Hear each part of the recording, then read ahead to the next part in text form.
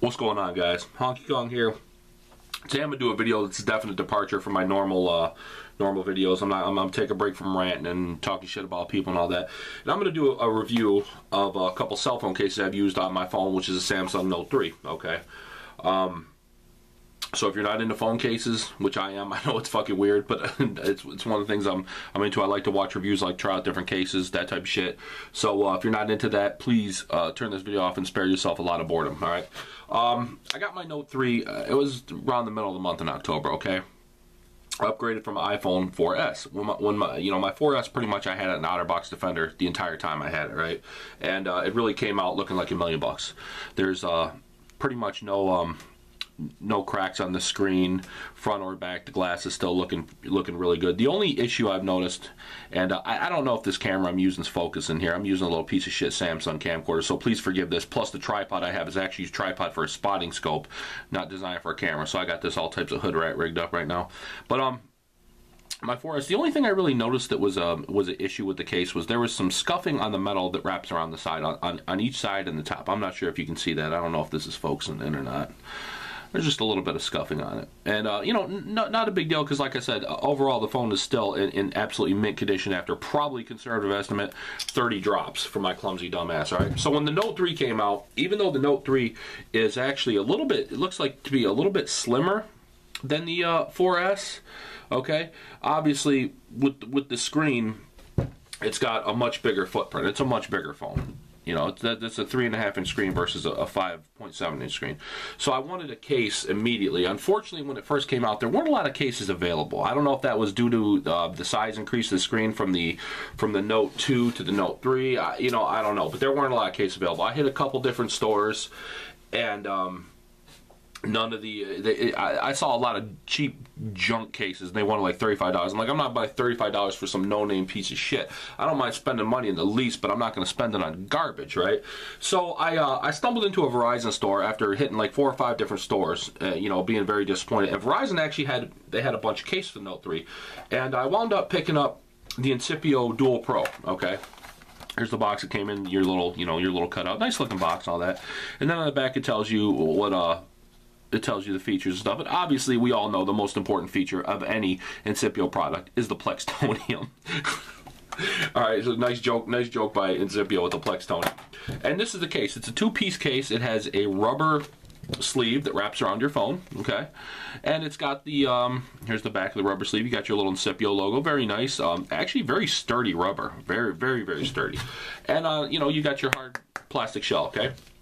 So the phone fits in the rubber sleeve, just pops right in there. And I guess, if you wanted, you could actually use this as a case, a standalone case, because it's completely in the rubber case right now. I don't know how well it would fare going in and out of your pockets, but it fits really nice, I don't think it's necessary to say, oh, you have access to all your fucking cutouts and ports. Okay, who the fuck is going to design a case without access to all that shit? I certainly hope nobody. All right, so this is your rubber sleeve for the Incipio DualPro. Got you covered a little bit. It gives you some drop protection, definitely scuff protection if you're rubbing it on something. So you have a moderate degree of protection. Now you're going to add on the plastic shell, and the nice thing about this case, it's easy on, easy off. Boom, that's it. Now the plastic shell's on. This is how I always rocked with it, right here, just like this. Now the nice thing about this case is it does not add a ton of increased bulk. All right, it's the main thing for me was to find a case that offers a pretty decent level of protection without making it look like a fucking suitcase, because it's already a big phone.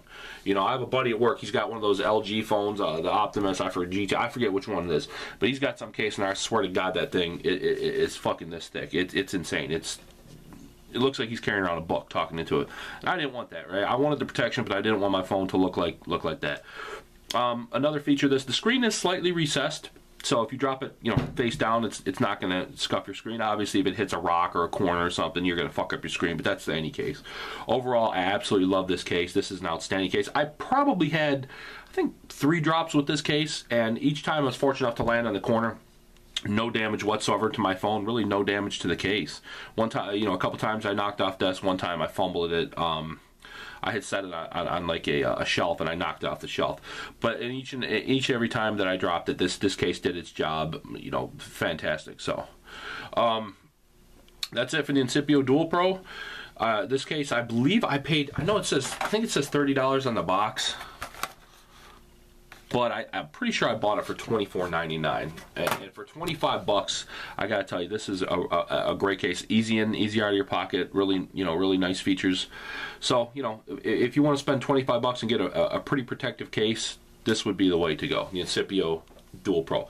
Now, personally, I wanted a little more protection this offers due to my unbelievable amount of klutziness. All right, one of the things I was concerned about is the screen. I've never had good luck with the the screen savers or the screen protectors that you apply. I always wind up fucking them up, and I don't like them because they get bubbles in them, and I can't deal with that shit. All right, so I want a built-in screen protector on my phone. Okay, but most of the cases that offer built-in screen protectors are the super protective cases, like the OtterBox Defender or the Trident Kraken or the Ballistic Hardcore. Cases that offer the built-in screen protector are a little more bulky than I wanted to go with on this phone.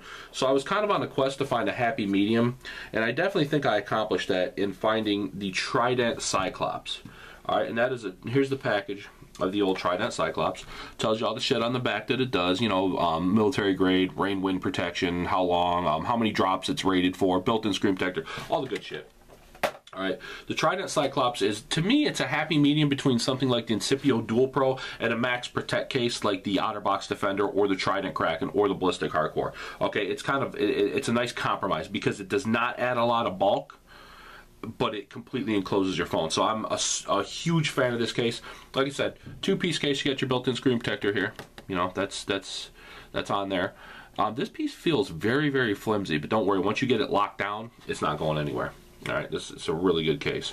And then the back is like a piece of ballistic freaking plastic or Kevlar or something. I mean, it's so, obviously I'm exaggerating, but it's very, very hard.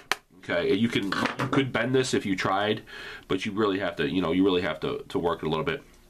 One of the features I really, really like about this case, the back of this, is the rubber. It's got the rubber, the little rubber padding here, and most importantly, it has the rubber padding in the corners of the case, hopefully to prevent the scuff marks seen on my 4S, like right here and stuff. So hopefully that I won't see that. If I keep this case a long time, that rubber will cushion that. Okay, and it's also on the outside of the case. You have the wraparound rubber, probably to increase shock absorption. Now, one of the ways they made this case nice and slim is the fact that it does not require your phone to sit in a rubber sleeve, okay? So I would imagine, obviously, this is not going to, it's not going to have the degree of shock absorption protection like a Defender would, but it's probably pretty close because, like I said, they do apply that rubber to the outside, so you're still getting quite a bit of shock absorption. Now, this is how easy it is to put this case on. One thing about this case I absolutely dislike is the fact that it is extraordinarily hard to get back off. It is a very difficult case to remove. Easiest case in the world to put on, just drop your phone in the bottom piece. All right. I have it upside down. Match up the holes. And that's it. Just pop it right in there. There's little, you can see on this last one here, there's little, like a little green latch thing popping out, and you just pop it right into the corresponding hole. It fits right in there, and once it locks in, let me tell you, it is locked in. This case is a motherfucker to remove. I absolutely hate removing. When I remove it, I use a flathead screwdriver very, very carefully. All right, and if you do have to remove it, you're just going to very gently slide the flathead screwdriver, preferably some piece of hard plastic, in between the rubber and the plastic of the top of the case with the screen protector, and just pop those, just pop the plastic up, pop the rubber up rather from the plastic, and get it off. But yeah, it's a fantastic case. I absolutely love this case. Like I said, not a huge increase in bulk. My only complaint with this case is the fact that it's such a bitch to get off. But that's okay. I would much rather have a case like that keeps the elements out and has a ton of drop protection than the opposite of a case that's just falling off all the time. You can see on the corners, they've reinforced the corners, kind of ballistic hardcore-esque with that little, not to the degree of that horrendous looking case, but they have it there. The corners are reinforced with the rubber. The rubber is wrapped all the way around. To me, there's no real weakness in this case for the level of protection it offers as a trade-off versus the additional bulk that you incur using this case. It's just a fantastic case. Great looking case. I don't know why I got the green. I guess I just wanted to get crazy, but I got the fucking green. And you know, you see the Trident logo on back. It's a good looking case. It comes in green, black, I think a couple other colors. I have no fingernails and I have no problem reaching in here and digging out my S Pen. Pops right out for me. So S Pen's fully available. One minor small complaint, this actually could be viewed as a benefit. Sometimes when you're plugging your charger in, the little bottom piece here, you have to hold it down, plug it in, because it's got the memory. See how it pops back into place. So good stuff there. And same thing with the top, the headphone jack. You have to kind of, you know, hold it out of the way when you're plugging your headphone jacks. All in all, Trident Cyclops, fantastic case. Absolutely love it. Would definitely recommend it if you're looking for a ton of protection without a huge increase in bulk. I'd love to see the case that could beat the Trident Cyclops. That's all I got, guys. Everybody, be safe. I'm gonna catch you next time. Peace.